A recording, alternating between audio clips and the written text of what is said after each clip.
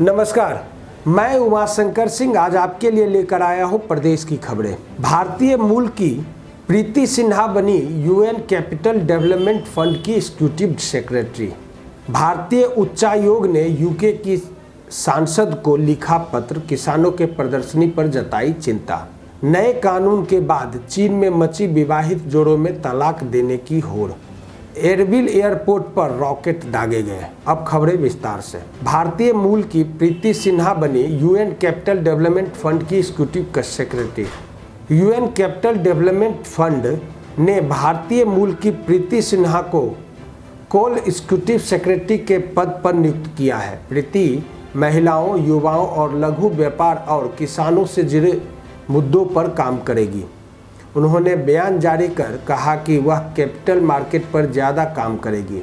इससे पहले इस पद पर जूडिस कार्ल कार्यरत थे, जिन्होंने 30 साल तक यूएन कैपिटल डेवलपमेंट फंड में काम किया और हाल ही में फरवरी में सेवानिवृत्त हो गए। भारतीय उच्चायोग ने यूके की सांसद को लिखा पत्र, किसानों के प्रदर्शनों पर जताई चिंता। यूके में भारतीय उच्चायोग ने वहां की सांसद क्वालिडा बेबे को पत्र लिखा है। इस पत्र में कहा गया है कि वह जिस समुदाय का प्रतिनिधित्व करती हैं, उन लोगों की शंकाओं का दरअसल क्लाउडिया ने भारत में हो रहे प्रदर्शनों के प्रति समर्थन जाहिर किया था, जिसके बाद भारतीय उच्चायोग की ओर से उन्हें पत्र लिखा गया है। पत्र में लिखा है कि भारत में हो रहे किसानों के प्रदर्शन को लेकर क्लाउडिया ने चिंता जाहिर की है। उस पर विस्तार से स्पष्टीकरण दिया जाएगा, जिसके खिलाफ किसानों के समुदाय का एक छोटा वर्ग विरोध कर रहा है। नए कानून के बाद चीन में मची विवाहित जोड़ों में तलाक देने की होड़। चीन के नए तलाक कानून विवाहित जोड़ों के लिए मुसीबत का सबब बन गए हैं, जिसके कारण चीन में तलाक लेने के लिए होड़ लगी हुई है। विवाहित जोड़ों को लगता है कि नया तलाक कानून बेहद जटिल और परेशान करने वाला है। चीनी मीडिया ने यह बात वकीलों के हवाले से कहा कि चीन की नेशनल पीपुल्स कांग्रेस ने पिछले साल मई में नए सिविल कोड को मंजूरी दी है।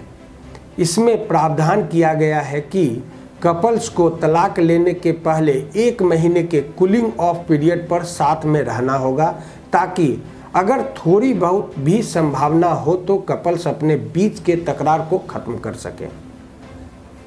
एरबिल एयरपोर्ट पर रॉकेट दागे गए।